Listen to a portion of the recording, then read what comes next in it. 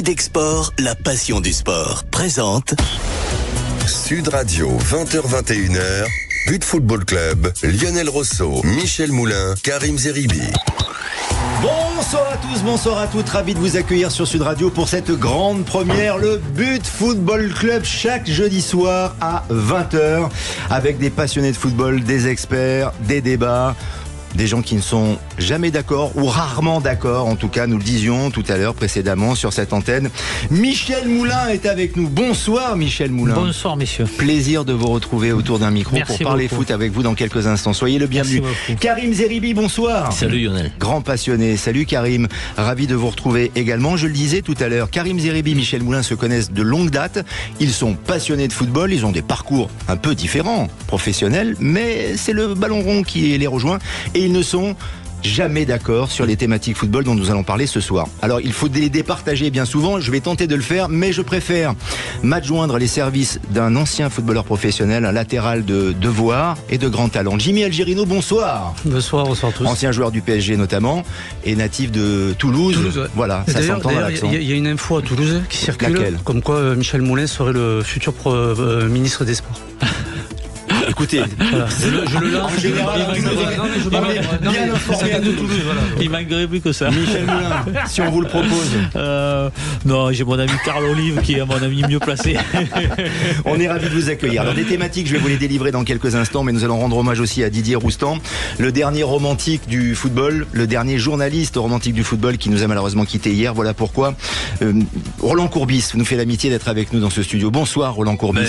Bonsoir, c'était difficile de refuser cette invitation et évidemment j'aurais préféré que vous m'invitiez pour autre chose, mais là sincèrement parler de Didier, ça me paraît être indispensable. Roland Courbis, coach Courbis sur RMC, bien sûr, on le précise, mais qui nous fait l'amitié d'être là pour parler de Didier Roustan. Et puis ensuite, l'émission continuera. Et vous verrez, Roland Courbis, si vous voulez rester avec nous ou pas, vous êtes le bienvenu. On vous chasse pas en tout cas, et on s'installe très tranquillement. On met nos pieds dans les chaussons, le rond de serviette. Mais merci infiniment d'être là sur Sud Radio, dans notre émission But Football Club, pour parler de Didier Roustan. Nous évoquerons Beaucoup également. de sudistes d'ailleurs. N'est-ce pas ? Sur Sud Radio. Vous avez remarqué ? Ouais, ça vrai, fait plaisir. C'est vrai. Bah oui, On est à la maison. oui. Mais il y a des accents parisiens ou des accents du Nord que vous entendrez tout au long de l'année, bien sûr, chaque jeudi à partir de 20h. Nous évoquerons l'élection du président de la Ligue de football, Vincent Labrine, réélu. Alors, beaucoup disent que, franchement, c'était très attendu, bien évidemment, alors que il est peut-être un président par défaut, puisque le football français, financièrement en tout cas, ne va pas si bien que cela. On en parlera dans quelques instants. Nous reviendrons aussi sur la victoire de l'équipe de France en Ligue des Nations, battue d'abord par l'Italie, puis ensuite vainqueur de la Belgique, mais toujours sans beau jeu. On s'ennuie un petit peu. Alors, il y a beaucoup de gens qui disent que Didier Deschamps et également Kylian Mbappé, par ses déclarations, méprise le beau jeu. On verra si vous êtes d'accord dans quelques instants avec nos invités. Puis on dira quelques mots aussi sur l'Olympique de Marseille qui joue contre Nice ce week-end, qui est deuxième du championnat avec son entraîneur Roberto De Zerbi. Est-il l'homme idéal pour l'OM ? Je crois connaître la réponse soit de Michel Moulin, soit de Karim Zeribi, mais vous allez la délivrer dans quelques instants sur notre antenne. Sud Radio, 20h-21h, But Football Club. Je suis dans le football de haut niveau depuis 40 ans. Donc vous n'étiez pas encore président. Vous voyez, j'ai commencé dans le football de haut niveau, toute proportion gardée, moi dans mon rôle. Donc vous sortez ça toujours à tout le monde. Mais vous avez commencé en 88, vous ne connaissiez pas le football. Moi je suis né avec le football et j'ai commencé professionnellement en 76. Donc ça fait 12 ans avant. Donc votre histoire, si vous voulez, vous n'avez pas votre expérience ou quoi, pas à moi. C'était Didier Roustan en direct. Didier Roustan qui était capable de chanter, de faire des blagues, de nous raconter de belles histoires, notamment du Brésil 70, nous parler de Cruyff, nous parler de Maradona, de Cantona aussi, ses amis, mais qui a eu une algarade, un échange assez vert avec Jean-Michel Aulas à l'époque. Et on a vu que il prend le pouvoir et il savait faire en toutes circonstances. Il nous a donc quittés à l'âge de 66 ans. Je vous cède la parole en premier, Roland Courbis, parce que c'est quelqu'un que vous connaissiez bien, que vous appréciez énormément. Et j'aimerais que vous nous parliez d'un moment, d'un souvenir que vous avez eu avec Didier Roustan. C'est difficile de ne pas l'apprécier compte tenu de toutes les qualités qu'il pouvait avoir. Si on compare son métier de journaliste avec celui de footballeur, je pense que c'était un journaliste polyvalent capable de parler, capable d'analyser, capable de faire un documentaire, capable d'expliquer un petit peu ce qui se passe dans telle équipe et pourquoi ça se passe. Donc c'est un garçon, même si on peut et on pouvait ne pas être d'accord sur tout, ben pour moi il n'avait pas seulement ma sympathie, il avait une grande admiration de quelqu'un de polyvalent, et si on voulait lui mettre un poste comme on met dans une équipe de football, ben moi je lui mettrais un beau numéro 10 dans le dos, un meneur de jeu, capable de donner des conseils, capable de créer, et souvent je regardais ce qu'il faisait, et quand je dis je regardais, c'est parce que j'ai toujours eu comme gravé ce qu'on a pu voir là dans le vestiaire de Marseille, un reportage avec un loup, même un loup domestique, ben ça reste un loup. Ben ça, il faut avoir l'idée de pouvoir faire ça pour comme objectif. Ben d'ailleurs, c'est pour ça que je m'en rappelle. Donc, alors que sinon, je me serais pas rappelé de ce reportage. Donc, un gars qui ressemble à un artiste, un gars qui ressemble à quelqu'un de romantique. Donc, c'est pas que je lui fais des compliments parce qu'il vient malheureusement de nous quitter. Non, c'est tout simplement parce qu'il était spécial. C'était un artiste, il était spécial, il était à part. Vous avez raison, c'était un peu le Che du football en quelque sorte. Il se revendiquait comme cela avec Cantona, avec toutes les actions aussi qu'il a pu mener pour l'éducation par le foot, le jeu, et surtout le jeu et le beau jeu. Vous l'avez bien connu, Michel Moulin, ouais. Et je ne veux pas révéler de secret, mais vous le voyiez même assez régulièrement. Vous aviez vos petits rendez-vous en fait, tous les deux. Rendez-vous tous les 2 mois, on déjeunait ensemble. On était liés par 3 choses. Je le connaissais depuis à peu près 25 ans. Je l'avais aidé avec Paruvenu, mes journaux pour Foot Citoyen, puisque on était le partenaire de Foot Citoyen. On imprimait ces journaux dans mes imprimeries. Il y a quelque temps, il a voulu faire des podcasts. Il m'avait demandé de lui trouver un partenaire, donc j'avais essayé de lui trouver un partenaire. Et ce qui nous raccrochait surtout, c'était le Brésil 70, parce que quand on parlait du Brésil 70 tous les deux, je vais vous donner sinon, Rivellino, Tostao, Gersino, Pelé, Gerson et Clodoaldo étaient 6 grands joueurs créatifs. Et quand on m'a parlé de Monsieur Deschamps tout à l'heure, à mon avis, on va revenir là-dessus. Vous voulez dire que l'équipe de France d'aujourd'hui, ça ressemble au Brésil de 70, non, Michel Moulin ? Complètement. Non, mais je sais, je vous taquine, Michel, évidemment. Mais voilà, une grande tristesse, mais bon, après, c'est la vie, et voilà, c'était 25 ans de relations amicales. Voilà. Karim Zeribi, quel regard vous portez sur le parcours de ce journaliste à part, il faut le dire aussi, hein ? Non, mais on a tous une histoire avec Didier, j'ai le sentiment. Moi aussi, je l'ai aidé pour Foot Citoyen parce que j'étais conseiller du président de la SNCF à l'époque. J'avais fait en sorte que l'entreprise, via la fondation, puisse l'accompagner. C'est un garçon qui, d'abord, moi, m'a marqué quand j'étais footballeur, stagiaire pro, parce que il était journaliste, il faisait des reportages hors normes, comme disait Roland, avec un côté toujours un peu décalé. Il avait une manière de raconter le football, avec un récit, un narratif qui lui était propre. Donc c'était un excellent journaliste d'abord et avant tout. Et ça, tu peux me témoigner toi, Lionel, parce que tu me plaçais que nous pour ça. C'est un homme attachant. Et puis c'est un puriste, quoi. C'est un puriste. Et moi, je me retrouvais parce que, en fait, c'était un amoureux du beau jeu. Un amoureux du beau jeu, un amoureux des joueurs techniques, un amoureux de Maradona, donc un amoureux des joueurs aussi qui avaient du tempérament parce qu'il en avait. Et il baissait pas la garde quand il était dans un débat et qu'il était pas d'accord. Et il défendait, c'est un homme de conviction. Je veux dire, il y en a tellement peu maintenant des hommes de conviction que, effectivement, c'est aussi ce qui le caractérisait. Mais il disait souvent qu'il préférait perdre un match en jouant bien au football que de gagner en jouant mal. Parce qu'il ne pouvait pas s'y retrouver. Et c'est le puriste. C'est l'esthète du football, quoi, je veux dire. Donc, lui, il privilégiait le beau geste, le beau jeu, le jeu collectif, donc, les joueurs techniques. Il considérait que le football, c'était d'abord un jeu avec un ballon. Et qu'il fallait le maîtriser, le garder, le faire circuler. Voilà. On a des coachs aujourd'hui qui considèrent qu'on fait plus de l'athlétisme que du football. On peut peut-être en parler en fonction des styles de jeu. Donc, voilà. Donc, moi, je partage avec lui cet amour du football, cet amour du beau jeu, cet amour des joueurs qui sont un peu hors normes. Donc il va nous manquer. Il aurait été très bon effectivement sur notre débat tout à l'heure sur l'équipe de France et notamment sur le beau jeu, même si parfois l'équipe de France ne gagne pas toujours, mais elle gagne souvent, mais ça manque de patine, de beau jeu, et c'est ce qu'aimait particulièrement Didier Roustan, Jimmy Algerino, c'était le beau jeu, et pas le système, ou le système du foot aujourd'hui, dans lequel les clubs sont engagés, c'était un ballon qu'on peut faire rouler sur une plage, et puis voilà, marquer des buts uniquement pour la passion. Vous l'avez croisé dans votre carrière en tant que joueur, Didier Roustan, vous, Jimmy? Oui, je l'ai croisé rarement, mais en tout cas j'ai eu l'occasion et la chance de le croiser. Après, c'est vrai qu'on dit qu'il aimait le beau jeu ou quoi, mais c'était pas juste le beau jeu pour le beau jeu. Hein. Enfin, souvent quand on analysait un petit peu ce qu'il disait, il aime le beau jeu, mais bon, avec l'efficacité qu'avait le Brésil de l'époque. C'était pas juste faire des roulettes et des petits ponts et ainsi de suite, quoi. Après, moi, j'en ai parlé tout à l'heure avec Roland. Je le regarde parce que moi, je le mets dans cette catégorie, quoi. C'est déjà unique, en fait. Ne serait-ce que dans sa façon de parler, dans sa façon de travailler, dans sa façon d'analyser, dans sa voix, dans son physique, dans sa façon de s'habiller. Et Roland l'est en tant que consultant, ancien joueur. Roland porte moins les maillots de foot au quotidien, comme le faisait Didier Roustan. Hein. Mais vous avez raison, ce sont des gens atypiques en fait. Hein, et ce sont des gens spéciaux. Voilà, oui, absolument. C'est le fait qu'ils soient uniques. Qui marquent leurs époques. Vous avez raison. Et puis surtout, c'est qu'on peut pas les copier. Oui. Didier, moi je connais pas quelqu'un qui a pu lui ressembler, qui a essayé de faire un petit peu comme lui. Et pour moi, ça c'est quand même le top comme un joueur, quoi. Le Zidane, tout ça, ils sont uniques. Diego, il est unique. Et donc à partir du moment où on peut pas leur ressembler et qu'ils ont leur propre style, pour moi c'est l'authenticité. Ça. Voilà, la force de l'authenticité. Ouais. C'est vrai que quand on dit de toi, tiens, il a fait du Roustan.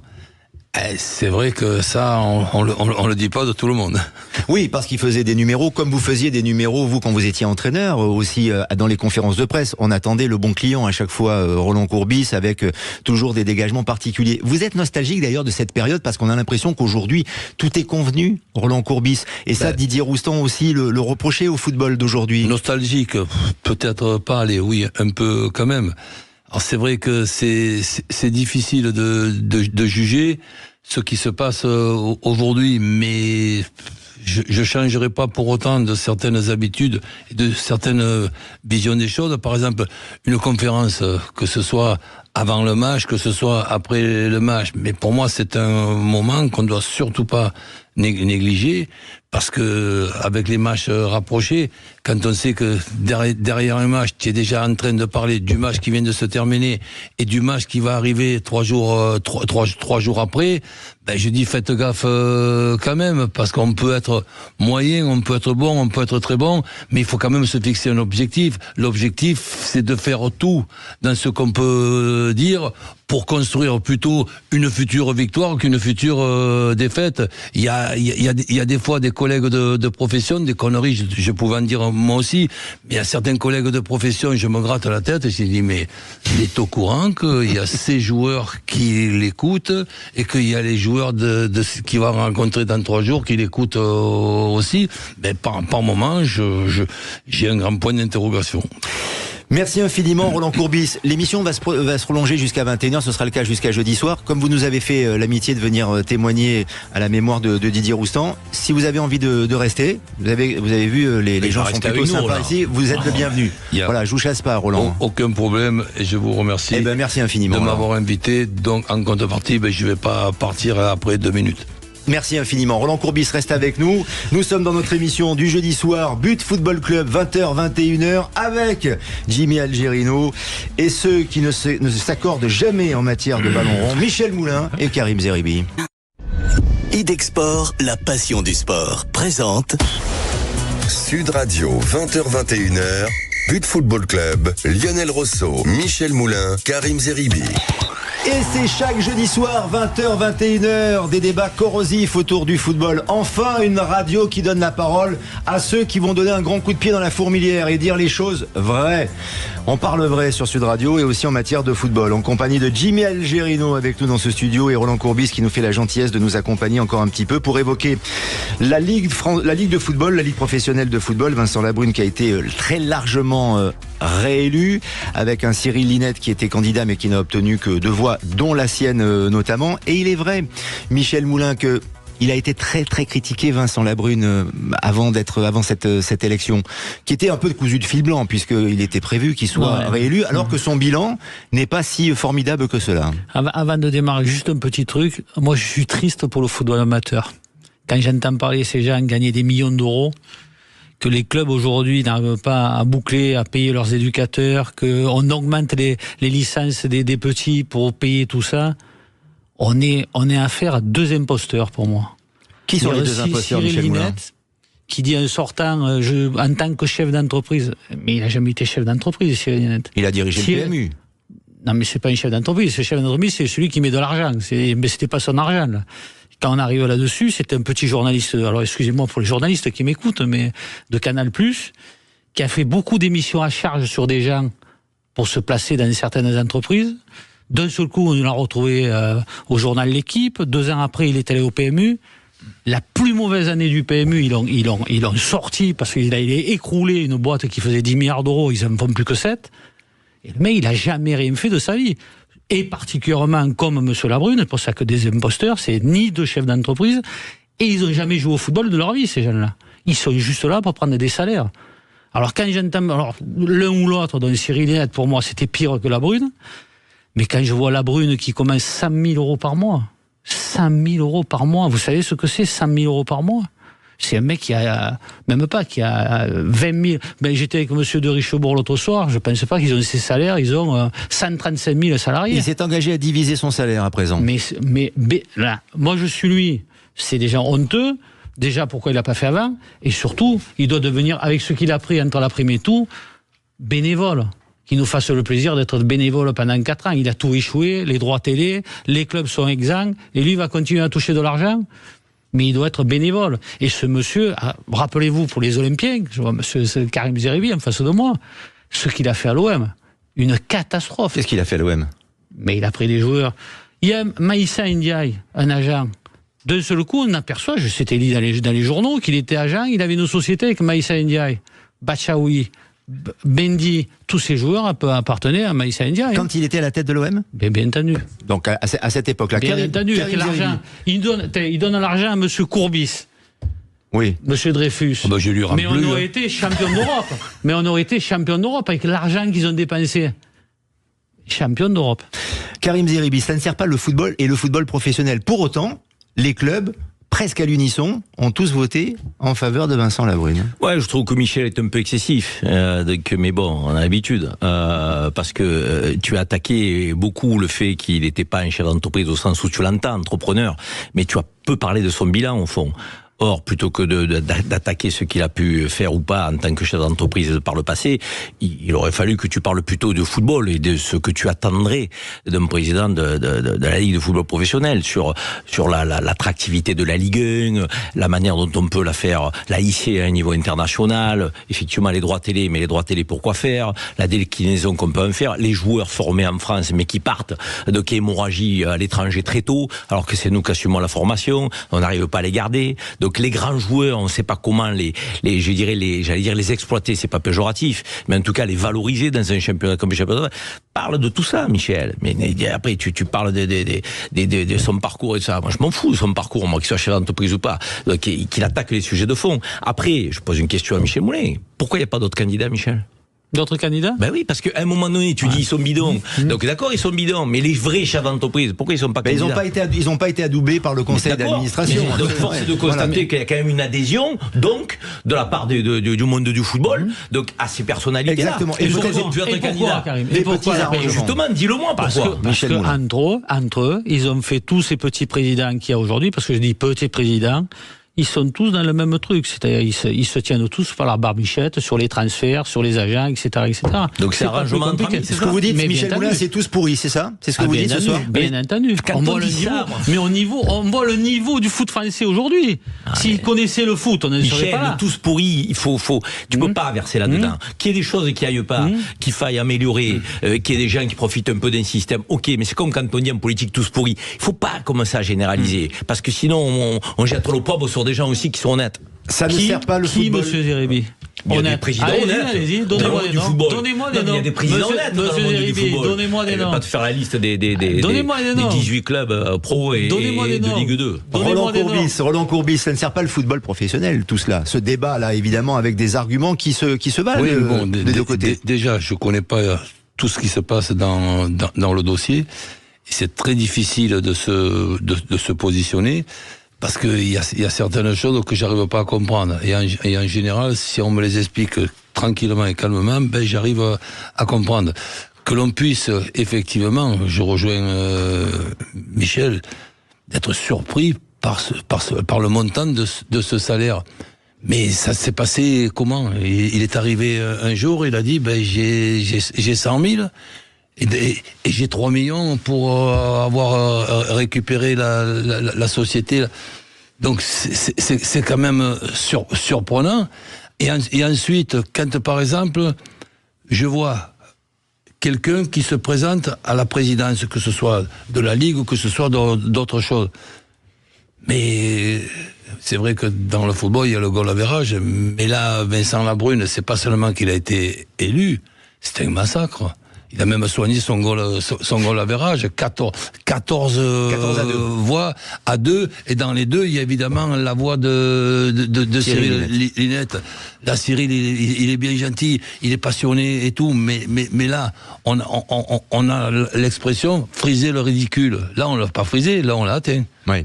Jimmy Algerino, est-ce que vous avez l'impression que ce débat, qui est assez opaque, en effet, ne sert pas les intérêts du football professionnel, des clubs et des joueurs également? Complètement, mais après, il y a un dicton qui dit il faut toucher le fond pour pouvoir remonter, et j'espère du moins que le fond a été touché, et que là, maintenant... C'est votre impression? Le foot français a touché le fond? Moi je pense, oui, globalement, on se rappelle ce qui s'est passé avec la Fédé il y a quelques temps, là maintenant, avec la Ligue... les histoires de joueurs ou quoi. Donc moi, en tout cas, en tant qu'ancien joueur,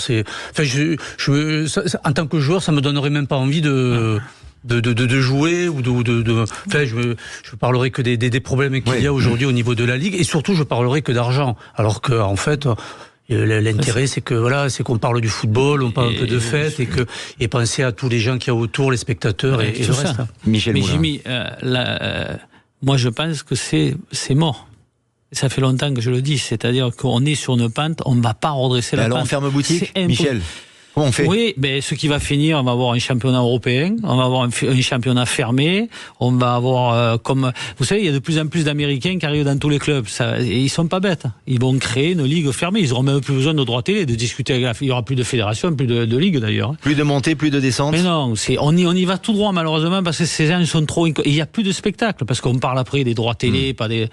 Mais il n'y a plus de spectacle. Regardez un match, je sais pas moi, Montpellier aujourd'hui contre Angers. Je vous défie voir s'il y a un joueur qui va faire un dribble dans le match. Quelques secondes, pour conclure avant la pause. En fait, moi, là où je reste sur ma fin, c'est que, Michel, tu prends la brune dans le nez. Ok, très bien, tu as le droit, il n'y a pas de problème. Parlez de son salaire. Il a mis le revolver sur la tempe de personne, ce mec. Rassurez-moi. C'est ce que je dis. Tous pourris pas la réponse. Comment il a pu arriver au 100 000? Roland, ça veut dire que le problème, plus que la brune, c'est un problème systémique. C'est un problème qui dépasse la brune. Les présidents qui votent pour lui, les présidents qui acceptent son salaire, pourquoi tu n'en parles pas? Ils se sont peut-être tiré une balle. C'est les premiers fautifs. On marque une pause, on se retrouve dans quelques instants dans nos débats endiablés dans But Football Club avec Michel Moulin, Karim Zeribi, Jimmy Algerino et Roland Courbis. À tout de suite. Idexport, la passion du sport, présente Sud Radio, 20h-21h, But Football Club, Lionel Rosso, Michel Moulin, Karim Zeribi. Mais quelle tension terrible dans ce studio, les regards noirs que Michel Moulin et Karim Zeribi s'envoient pendant nos débats. Il y a une tension palpable. Heureusement que Jimmy Algerino et Roland Courbis sont là pour me protéger, faire un peu les gardes du corps, parce que là, entre vous deux, il y a quand même une zone électrique qui est assez dangereuse. Troisième thématique que nous évoquons dans notre émission But Football Club, comme chaque jeudi entre 20h et 21h sur Radio, où on continue à parler vrai. On ne fait que ça depuis 20h pour parler football.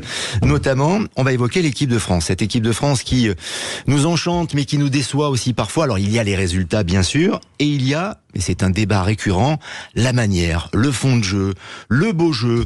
Est-ce que cette équipe de France, Karim Zeribi, n'est pas en train d'installer une forme de mépris du beau jeu, justement, par rapport au schéma tactique, au choix tactique de Didier Deschamps et au comportement des joueurs. Je parle notamment de Kylian Mbappé qui, en conférence de presse, avant le match de Ligue des Nations contre l'Italie, dit « Moi, ce que pensent les supporters dans les tribunes, ça me dérange pas.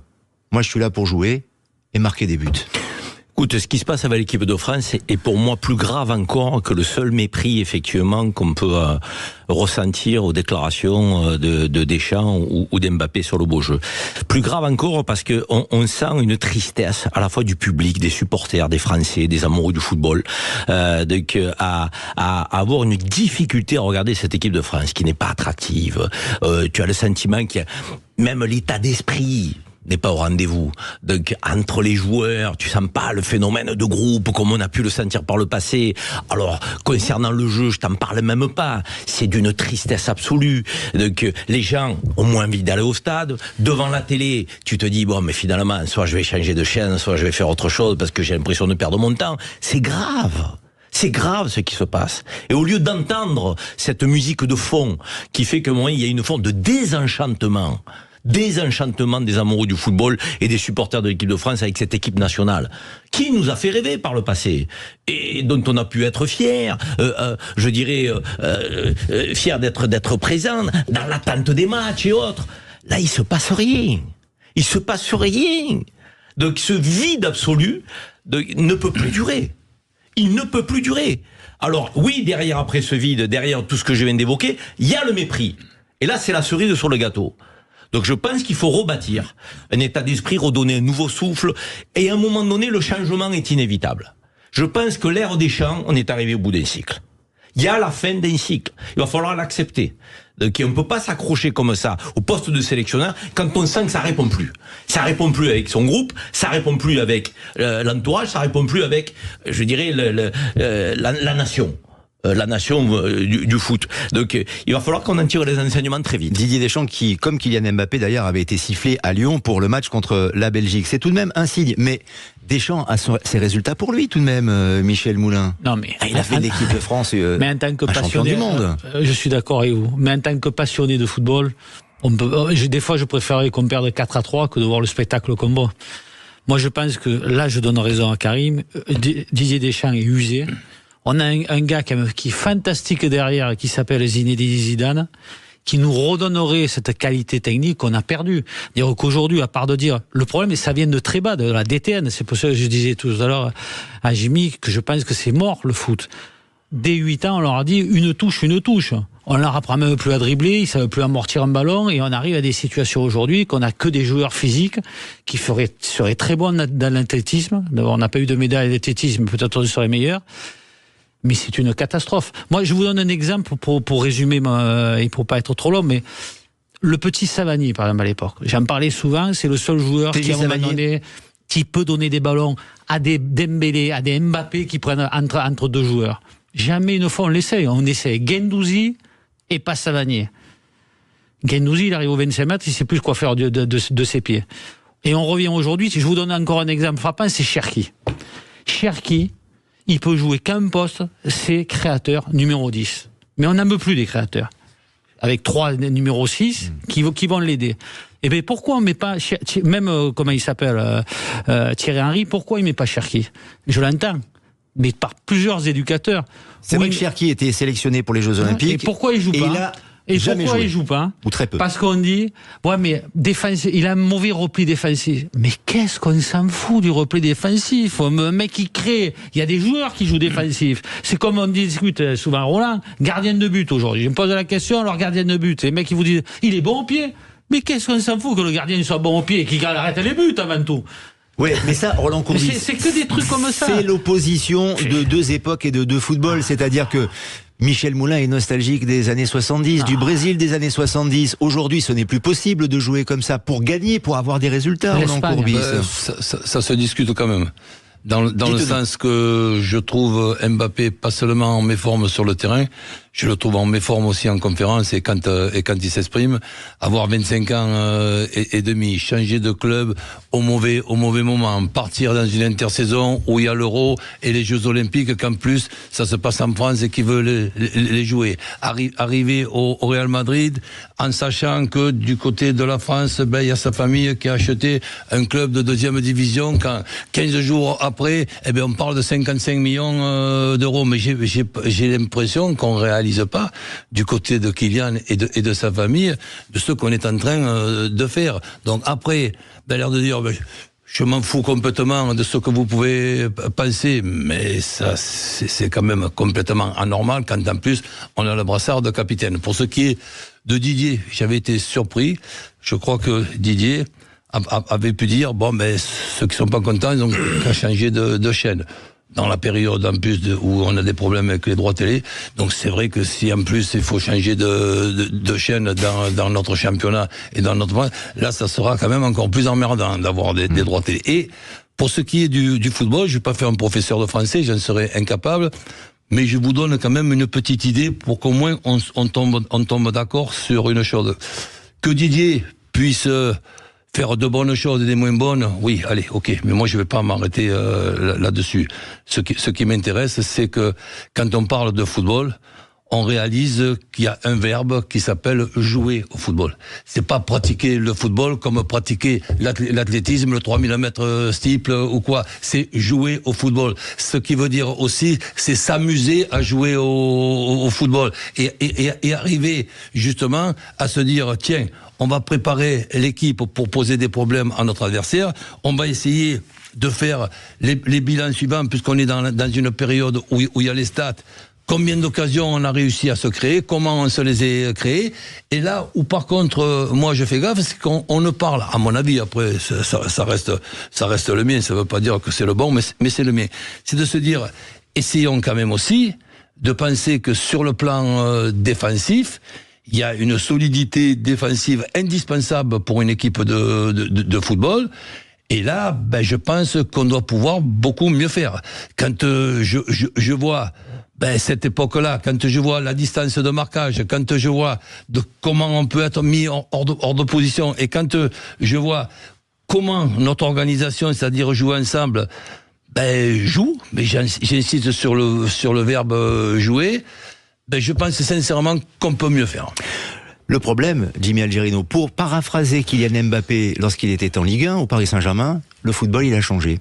C'est-à-dire qu'aujourd'hui, on demande à des entraîneurs de gagner, de ne pas prendre de but déjà, de bien défendre, et de gagner des titres.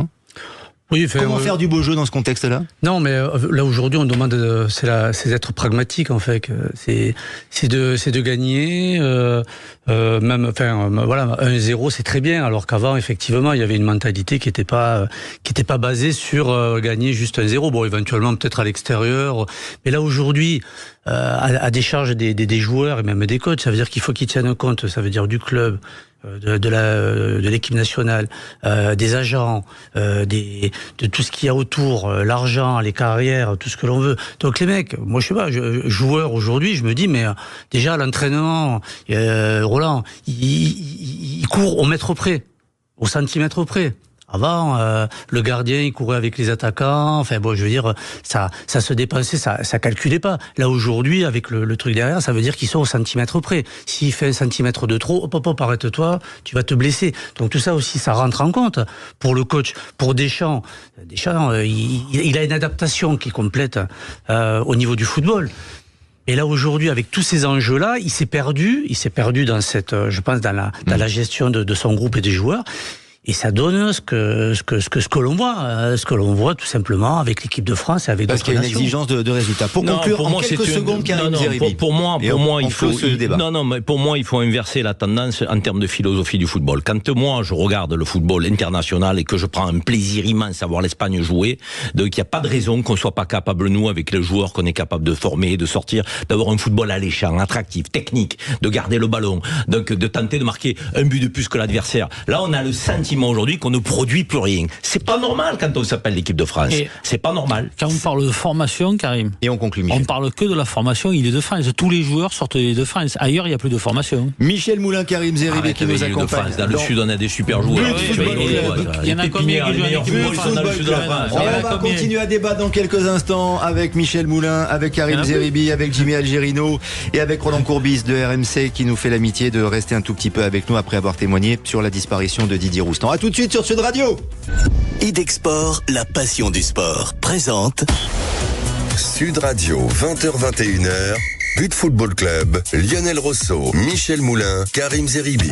Ça passe très vite, ça passe trop vite sur Sud Radio, cette émission magnifique que vous retrouvez tous les jeudis entre 20h et 21h avec les débats endiablés et le ton corrosif de Michel Moulin, de Karim Zeribi, Jimmy Algerino et Roland Courbis de RMC qui nous fait l'amitié de rester avec nous dans ce studio, dans ce magnifique studio, il faut le préciser. On est bien ici, hein, Michel. Non, on est très bien. On est bien installé, franchement, très très classe. Dommage que ça dure 2 heures. Sud Radio a mis les petits plats dans les grands et c'est une demande express de Jimmy Algerino, le Toulousain, et ça a du sens sur Sud Radio. Il faudrait 2 heures à cette émission. Voilà, le message est peut-être passé. Patrick Roger, patron, si tu nous entends, on y réfléchira. Mais Frédéric Jouve, qui est dans les studios, qui n'est pas loin également. 20h, 22h, ça c'est pas tombé dans l'oreille d'un sourd. 20h, 22h, ça a de la gueule. T'as raison, Michel. Absolument. On débat, encore une fois, dernière thématique, avec l'Olympique de Marseille, qui joue contre Nice ce week-end. Ça, c'est le stade Vélodrome. Michel, tu entends? Michel, ça te parle? Ça, c'est un public, non. Michel. Michel, Michel. Il n'y a pas trop de monde. Et ça, Roland Courbis l'a bien connu évidemment au Vélodrome, et on se souvient des exploits de l'Olympique de Marseille de Roland Courbis.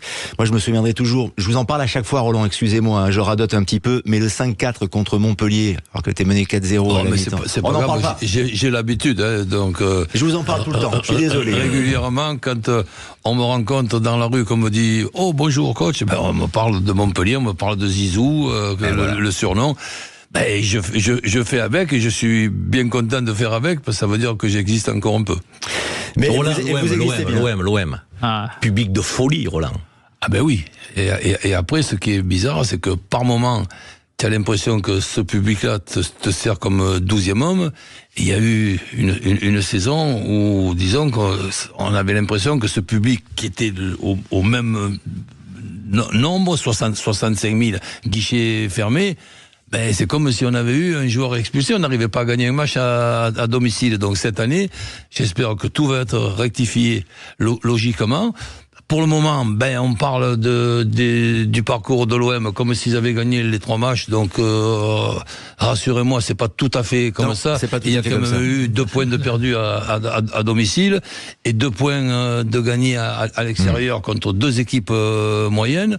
Mais j'attends avec impatience cette saison parce que vraiment, si dans cette saison-là, l'OM ne pose pas des problèmes au Paris Saint-Germain, je dirais pas que ça arrivera jamais, mais c'est vraiment l'année ou jamais. Alors on va en parler évidemment, et on va évoquer le cas de l'entraîneur de Zerbi, l'entraîneur de l'Olympique de Marseille, Roberto De Zerbi. Mais juste pour rester un tout petit peu sur l'ambiance, et Anne, notre réalisatrice, va peut-être nous repasser en fond les chants des supporters marseillais, parce que vous les avez entendus, vous, Jimmy Algerino, dans les classiques quand vous portiez le maillot du Paris Saint-Germain. Vous n'avez pas entendu ces chants-là, vous n'avez pas entendu. Les supporters parisiens, mais ça arrivait pas. Et alors, à part votre mauvaise foi, qu'est-ce que pouvez-vous nous dire de l'ambiance du stade Vélodrome quand on est adversaire? Avec honnêteté, s'il vous plaît. Non, avec honnêteté. Mais moi, il y a 3-4 ambiances comme ça, que ça soit en Grèce, que ça soit à Liverpool, au Parc des Princes. Et effectivement, au stade Vélodrome, voilà. Je me rappelle quand avec Bernard Lama, parce qu'il y avait eu une histoire, je sais pas quoi, où avant le coup d'envoi, en fait, les supporters marseillais avaient balancé des balles de tennis, et c'était rempli sur notre moitié de terrain. C'était incroyable. Mais bon, c'est ça. Il y a la passion, il y a le fait d'aimer son club, donc c'est normal. Il faut le reconnaître, même étant parisien. Unique, évidemment. Unique, s'ils sont honnêtes, unique. Non. Un des publics uniques en Europe. Allez-y, ressortez-nous à jamais les premiers. Alors, allez-y, Karim Zeribi. Mais plus que ça, quand on est honnête, on dit que le football est une religion dans notre ville. que vous le vouliez ou non, c'est comme ça. Mais il n'y a pas qu'à Marseille. Donc, si. Mais non, tu vas à Saint-Etienne, c'est une religion. Ce ressenti-là, nous on le vit un peu comme en Amérique du Sud. Il y a cette relation au football, Michel. Tu es obligé de le reconnaître. Bien sûr que le public lensois est magnifique. Le public stéphanois est magnifique. Ils ont eu des moments, des épopées fantastiques. Oui, très bien. Nous, ça bouillonne dans la ville. Godin, à l'époque, de son vivant, paix à son âme, il priait, il montait presque brûler un cierge dans Notre-Dame de la Garde parce qu'il se disait, je vais passer une bonne semaine, les Marseillais vont être contents. Donc, est-ce que ça influe dans l'état d'esprit? C'est fondamental. Alors qu'ici, vous allez au théâtre. Non, mais Karim reconnaît quand même que cette ferveur-là, bon, quand ça gagne, mais bon, quand ça perd, c'est quand même pas la même chose. C'est un public qui peut être versatile. Non, mais c'est vrai. C'est l'exigence d'un public qui est amoureux du football et qui le vit comme une religion. Tu as raison. Pour revenir à l'actualité de l'Olympique de Marseille, Roberto De Zerbi, le nouvel entraîneur. C'est la question que je vous pose dans cette émission, Michel Moulin. Est-il l'homme de la situation? Est-il l'homme providentiel pour l'OM? Moi, je dis qu'aujourd'hui, oui. Alors, pour différentes raisons. Déjà, parce que je trouve qu'il c'est un vrai entraîneur. Ce que je vois aujourd'hui, ils ont pris des bons joueurs, pour une fois. Ils ont un parcours, comme disait Roland, ils n'ont pas de Coupe d'Europe cette année, par rapport à Lille, Monaco ou Paris. Donc c'est peut-être l'année ou jamais qu'ils peuvent faire quelque chose. Le seul souci de l'OM, souvent, d'ailleurs, c'est pour ça que c'est un club bizarre, mais il ne faudrait pas qu'ils rechangent les 11 joueurs au mois de décembre, au mois de juin. Ce qui serait fabuleux. Ils le font chaque année en tout cas. Ce qui serait fabuleux, là, pour une fois, j'espère qu'ils ont retenu les leçons, c'est que pour une fois, ils continuent sur 3 ans avec De Zerbi, avec la plupart et qui, chaque fois, qu'ils remettent 2 ou 3 joueurs de plus pour améliorer l'effectif. Mais c'est tout. Si cette année, ils refont comme les années d'avant, ça aura été encore un feu de paille. C'est-à-dire, on peut discuter tous les jours de l'OM, mais il y a plus rien. Même là, on reparle de passion, Moi, je suis supporter de l'OM, j'en ai marre de porter un jour le maillot de X, le lendemain de Vitina, l'autre jour de Mitroglou, parce que vous êtes champion pour prendre des très grands joueurs. Mitroglou, par exemple, tu vois, c'était au... Oui, là on sent l'ironie de Michel Moulin, évidemment, je précise, pour ceux qui nous écoutent. Ne touchez pas au bouton de votre poste. Pour redevenir sérieux, cette année, ça fait plaisir sur les matchs qu'ils ont fait. Bon, c'est vrai que Brest, il manquait pas mal, mais ils ont fait une bonne partie. Moi, je suis fan de Balerdi. Malgré que tout le monde m'a dit Balerdi il est mauvais. Pour le moment, il est à l'infirmerie. Et Balerdi aujourd'hui, voilà, c'est quelqu'un de solide. Derrière, ils ont des bons joueurs devant. Ça peut être une très bonne année pour l'OM et j'espère pour le foot français, là c'est pas pour l'OM, pour le foot français que l'OM devienne un club sérieux et qui recrute pas encore 11 joueurs au mois de décembre. Vous pouvez pas dire le contraire. Non. Ce qui est vrai, c'est que l'Olympique de Marseille a besoin de stabilité. L'Olympique de Marseille a besoin d'avoir une forme de continuité dans la stratégie mise en place et mise en œuvre. On peut pas changer de coach chaque saison avec la dizaine de joueurs que Michel évoquait. C'est pas possible. Tu construis rien là-dessus. Donc tu arranges les gens qui font les transferts, mais c'est quand même pas le but pour satisfaire les supporters et gagner des titres. Donc oui, il faut laisser du temps à De Zerbi. Ça, j'y tiens. Parce qu'on a aussi, Jimmy le disait, un public qui est impatient et qui peut être impatient. Roland évoquait effectivement un début de saison qui est pas extraordinaire, il est pas dramatique. On peut dire qu'il est mitigé. Ouais, donc un bon début, mais pas un début. Pas tonitruant, voilà, je veux dire. Mais il faut laisser du temps à De Zerbi. Pourquoi il faut laisser du temps à De Zerbi? Parce que De Zerbi, il a une philosophie du football qui, à mon avis, peut coller aux attentes des supporters de l'Olympique de Marseille. D'abord, il s'inspire du modèle un peu Guardiola, donc possession du ballon, on part de derrière, un football construit, un football offensif. On voit bien, il joue quand même avec 4 joueurs offensifs, donc en permanence. Donc il a Kondogbia et le Danois George Berg, là, donc j'arrive pas à dire son nom comme il faut. Qui est très bon. Très bon. Le Danois. Très bon. Donc qui sont tous les deux donc à milieu défensif et devant il a 4 joueurs à vocation offensive. Donc on peut avoir un football attractif, spectaculaire, tant à la maison qu'à l'extérieur. Et là où Roland a raison, cette année, je pense qu'on peut inquiéter le Paris Saint-Germain. Paris Saint-Germain qui quand même avec un État derrière, avec des milliards, donc n'a jamais été capable de gagner la Coupe d'Europe. Donc mais nous aujourd'hui, la Ligue des Champions. La Ligue des Champions. Voilà. Là, oui, mais c'est l'objectif visé quand même. Bien sûr. Ils n'ont pas volé. Ils n'ont pas volé. Ils n'ont pas volé. Ouais, bien sûr. Tu vas acheter Berlusconi, toi. Quand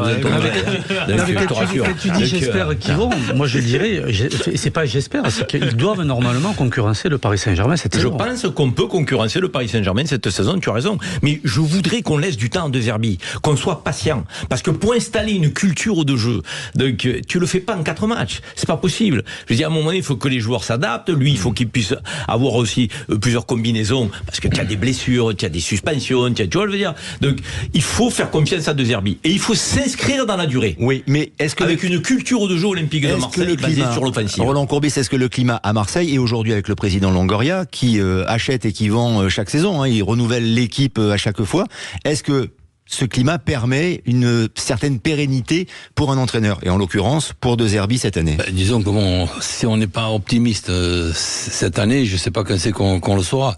Donc un garçon comme De Zerbi, on me pose des questions, évidemment que je réponds, puisque je prends jamais de joker. Mais c'est vrai que sans aucune jalousie, j'aurais aimé être à la place de Zerbi dans l'époque où il y a De Zerbi, avec ce stade Vélodrome qui résonne de façon extraordinaire, avec donc un effectif qui a été choisi par le président, mais par lui aussi, il n'y a pas un joueur qui est venu sans que De Zerbi soit au courant. Donc De Zerbi débarque avec, j'appelle ça 7 copains, 7 adjoints. Ça te permet de prendre du recul et d'y voir un petit peu mieux. Donc le calendrier, on vient de le dire et de redire, mais c'est très important. Pendant que les autres, le mardi, le mercredi et le jeudi, les rivaux en France, ils joueront. Les joueurs de l'OM et l'OM sera tranquillement devant la télé, en train de se frotter les mains et de se préparer pour le match à venir avec 8 jours pour le préparer. Donc tout est réuni pour que l'OM fasse une grosse saison. Et bon, c'est pas pour moi être très intelligent que de pronostiquer que l'OM peut, et pour moi sera dans les 3 premiers, et pas obligatoirement à la 3e place. Alors après, c'est pareil. Il faut aussi avoir un petit peu de chance dans les blessures, mais la chance, elle augmente quand tu as qu'un match après préparer, que tu as 8 jours pour le préparer. Oui, c'est un avantage, effectivement. Pourquoi peut-on dire que Roberto De Zerbi est un excellent entraîneur, voire un grand entraîneur, Jimmy Algeri? Alors Lionel, je vais vous répondre, mais avant... Oui. Là où je rejoins Michel par rapport au football, je pense que si cette année Marseille n'y arrive pas, je pense que c'est mort pour Marseille. Arrêtez avec ça. Non, comment ça c'est mort? Mais ça sera jamais mort pour Marseille. Vous lisez dans le bar de café, Jimmy Algeri, vous pouvez dire en 2027 Marseille peut pas gagner. Je mets une pression supplémentaire sur le club de Marseille. On sent que c'est un souhait ce que vous dites. Vous allez noyer votre pastis là. C'est un souhait, c'est un vœu qui fait là. Après, l'histoire de Zerbi, le personnage de Zerbi, effectivement. Déjà, il faut pas oublier que De Zerbi a connu le Milan AC, le grand Milan AC. En tant que joueur, il a quasiment pas joué. Il a été formé, oui, puis il a été formé au Milan AC. Ouais, non, mais il faut pas oublier les coachs qui sont passés, que ça soit de Saki. Voilà. Non, mais il a connu toute cette méthode-là. C'est vrai. En tant que joueur et en tant qu'homme, il vient de Brescia. Donc c'est quand même un club et une ville qui est c'est chaud quoi. Ouais. En plus c'est les mêmes couleurs que l'Olympique de Marseille. Et je précise que le football italien, Jimmy Algeri nous connaît bien puisque vous avez joué à Venise. Exactement. Donc déjà ça par rapport à la ferveur et à la passion de Marseille, pour lui, je pense que ça sera pas un problème. Ça plaide pour lui. Ça. Voilà, exactement. Et le troisième, c'est ce qui manque, je pense, et les dernières années à l'OM, j'en parle sereinement, c'est que sur des matchs de Ligue des Champions, on s'en rappelle, ça veut dire que sur des moments clés, ça a basculé. Pas en faveur de l'OM. En Coupe d'Europe, on se rappelle, je crois que c'était Tottenham, où il y a des erreurs, le fait de prendre un but. Et je pense que là, De Zerbi, il a vraiment la possibilité d'apporter ce plus et de rassurer les joueurs et le club dans des moments comme ça difficiles. Roland Courbis, quelques secondes pour conclure. Disons que je me suis aperçu depuis tout petit, et c'est mon père qui m'avait mis ça dans la tête, qu'il y a un poste dans une équipe de football et dans le football qui est aussi important que différent des autres, c'est celui de gardien de but. Le gardien de but, il a même pas la même couleur de maillot que ses coéquipiers. Et là, sur les 3 premiers matchs, sincèrement, j'ai un grand point d'interrogation sur le gardien de l'OM actuel, que j'avais trouvé très bon quand il était à Montpellier. Là, sur les 3 matchs, je lui vois minimum 2 buts, donc il en a la responsabilité. Il faut rapidement qu'il fasse un bon match et qu'il retrouve confiance. Paulo Lopez n'était pas terrible. C'est déjà fini. C'est déjà fini. Je suis impatient de vous retrouver jeudi prochain. Un peu des buts aussi.